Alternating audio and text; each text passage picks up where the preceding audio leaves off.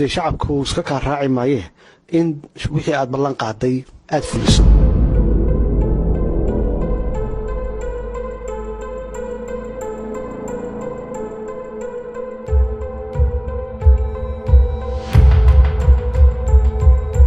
afar sano joogaya mana soo sharaxayo nomination daba qaadan maayo. waa kuma Maxamed Cabdullaahi Farmaajo Kate Media Online waxay kula wadaagaysaa barnaamijkan taxanaha ah waxyaabo badan oo aadan ka aqoon shakhsiyadda Farmaajo. madaxweyne Maxamed Cabdullaahi Farmaajo waxa uu ku dhashay magaalada Muqdisho 2 sano kadib markii uu dalka xornimada qaatay kuna beegan sanadii 1962 waxbarashadiisii asaasiga ahayd iyo midiisa sare waxa uu ku qaatay magaalada Muqdisho. Maxamed waxa uu ka mid noqday dhalinyaro ay isku hayb ahaayeen madaxweynihii hore ee keligii taliyaha ahaa Maxamed Siyaad Barre kuwaas oo loo diray dalka dibadiisa si ay waxbarasho tayo leh u helaan. afar sano joogaya mana soo sharaxayo nomination daba qaadan maayo. waa nin aad u jecel xukunka wuxuu aaminsan yahay xoog iyo xeelad inta la isku daro in looga guuleysan karo dadka ka soo horjeeda.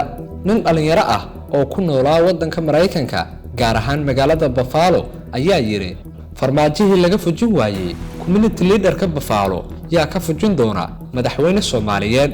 2005 magaalada Buffalo ee gobolka New York ee dalka Mareykanka waxay Soomaalida ku nool lahayd community yar oo dawladda hoose ee magaalada ka diiwaan gashan waxaana markii hore loo doortay in uu farmaajo noqdo gudoomiyahooda. markii waqtigii loo cayimay uu ka dhamaaday ayaa doorasho la galay waana laga guuleystay. deedna si kasta inta la yeelay baa laga waayay kaalay wareeji xafiiska ilaa maxkamad la isla tagay oo qasab looga qaaday gudoomiyihii jaaliyadda Buffalo. golaha shacabka tihiin codkii shacabka tihiin wakiiladii shacabka tihiin waxaan ku shaqeynaynaa rabitaanka shacabka. shacabku iyo dawladdu waa isku hal. markay kala tagaan waa marka ay shabaab xoogaysanayso, waa marka ay leynayso xildhibaanada, waa marka shacabkeena ay leynayso, waa marka ay noo diidayso horumarka. xukun jacaylka madaxweyne Farmaajo waxay ku cadaatay haddana xilligii uu ahaa ra'iisul wasaaraha dalka.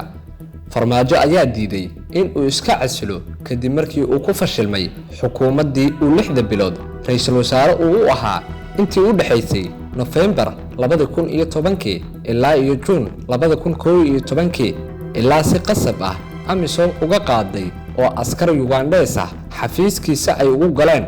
qof kasta waxay aragtay dhaqanka uu leeyahay Farmaajo ee xukun jacaylka ku dhisan. dhaqamada lagu yaqaano keligii taliyaha waxaa ka mid ah in uu ku yimaado doorasho dimuqraadi ah. waxa ugu horeeya ee uu la dirrana waa dimuqraadiyadda ee uu ku bixiyaa waqti sidii uu u tirtiri lahaa.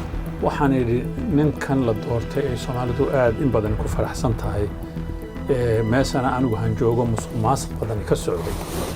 waxa weeyaan hadduuna musuqmaasuq sameeyna hayra ma sameyn.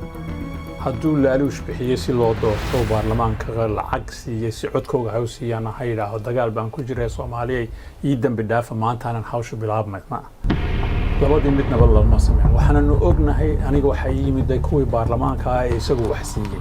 xukun jacaylka deenta iyo qiyaanada madaxweyne Farmaajo intuba waa wax aan qarsoonayn. isagoo la hadlayay ciidamo ku sugan jiidda hore ee dagaalka Al-Shabaab laguna jiro ayuu yiri afar sano joogaya mana soo sharaxayo nomination daba qaadan maayo. maantana waxaa laga kari laayahay kaalay doorasho xor iyo xalaal ah qabo. haddii aad guuleysato iyo haddii laga guuleystana waa isku mid. kursi aad shalay tartan u gashay oo aad ku guuleysatay in maanta lagaaga adkaado dhibaato kuma jirto. astaamaha lagu yaqaano keligii taliska waa in uu burburiyaa hanaankii dimuqraadiyadda isaga lagu soo doortay. awood urursi sawiradiisii oo wadooyinka Muqdisho lagu dhajiyay aas-aaska xoogagga wadaniyiinta meesha ka saaridda awoodda baarlamaanka tii aqalka sare iyo asxaabta siyaasadeed. waxay arrimahan u la yimid Farmaajo markii uu kursiga uu ku fariistay u laabanayaan koritaankiisii iyo hanaqaadkiisii siyaasadeed oo soo bilowday xilligii dawladdii kacaanka. xukun jacaylka ma keligii taliyihii ay magac iyo ehel wadaagga ahaayeen ee afweyne lagu naanaysi jiray buu kaga daydaa maamulka iyo hogaaminta. taasna waxaa ka horeysay shacabku iska ka raaci maaye in wixii aad ballan qaaday aad fuliso.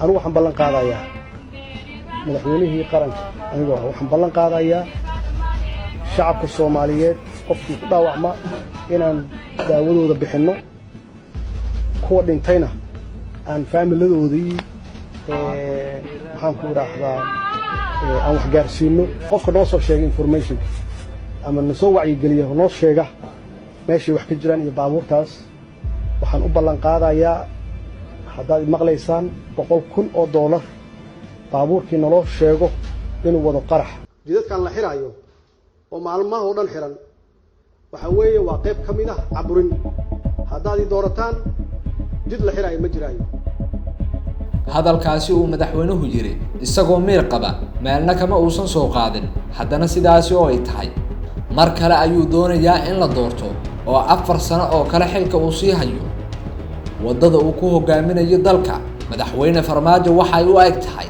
tii uu mariyay Maxamed Siyaad Barre isagoo xilka si nabad ah ku wareejin kare ayuu doortay in dalku uu burburo cadkaana ku cunay ama ku ciideeyay ninkii laga bartay ayuu role model ka dhigtay Farmaajo